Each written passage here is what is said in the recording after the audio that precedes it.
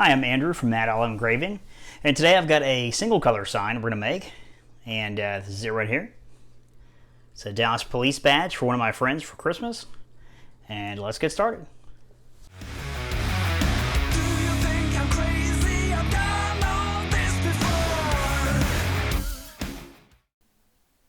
Okay, so here I'm masking the acrylic. Now, I explained this in some of my other videos.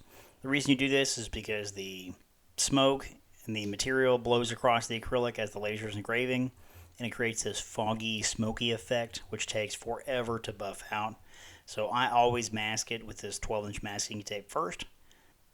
Okay, so now I'll put the piece of material in the laser, and then we will go to the software now and set everything up for the print. Okay, here we are on the software. So I have my image here. Now, I always like to engrave the inverse of the image on acrylic. That way you look through the acrylic and you can see the engraving on the back. I think it looks a lot nicer that way. I already have it laid out exactly the way I want with my edges. And you see here the dimensions are 7 by 9. So what I'll do is I will go out to the garage while this is engraving, and I will cut my aluminum trim piece 7 inches long. I'll drill my little holes for the cables and all kind of stuff. I'll do that while it's engraving.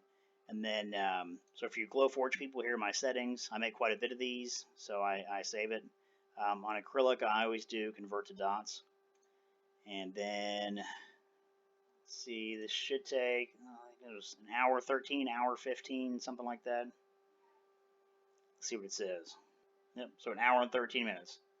So while this is in the machine engraving, I'll go cut my trim piece and we'll get started on the LEDs. I'll be right back with you. Okay, so now that I've started the print, I'm going to narrate most of this through the computer, since the laser is extremely loud and you wouldn't be able to hear anything I'm saying anyway. So I have the aluminum trim piece here. I've run these insulated steel cables through the pre-drilled holes. I crimped the end pieces on, and those things barely fit inside. So sometimes it takes a minute to get them in there, but I'll crimp them on, they go inside, and that's what allows it to hang like a picture on the wall. So as soon as I get those inside this trim piece, we'll move on to soldering the LEDs and things like that. Okay, so now I'm soldering on the plug that allows you to plug into the wall.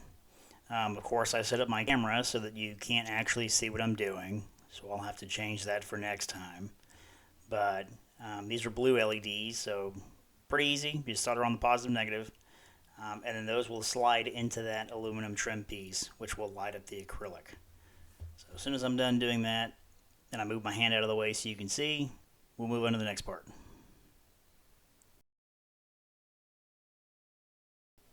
Okay, so now the plug's soldered on, I'm going to slide this into the aluminum trim piece. Now, if you can see how skinny that is, it's actually a lot of stuff inside there. So this takes me a minute. I'll try to speed it up a little bit. Sometimes it's pretty tough to get in there, and it takes quite a bit of time to get that to work right.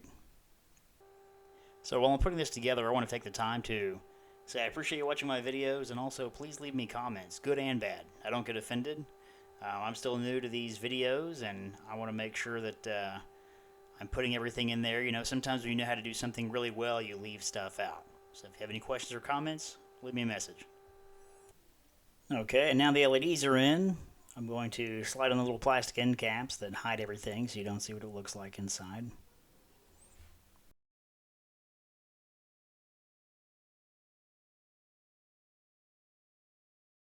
Okay, now the print is finished, so I'll go ahead and pull it out and show you what it looks like. Still has masking on there I have to clean off, but you can still kind of see it.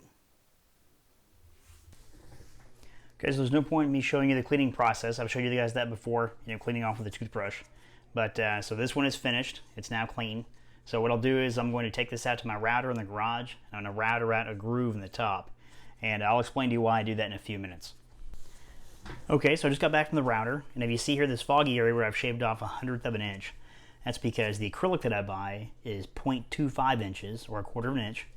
And the inside of this trim piece is 0.22 inches. So it's 3/100 of an inch difference.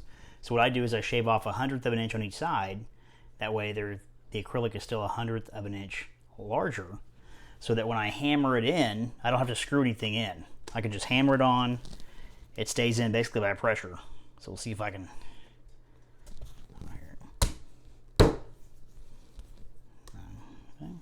And there's finished product.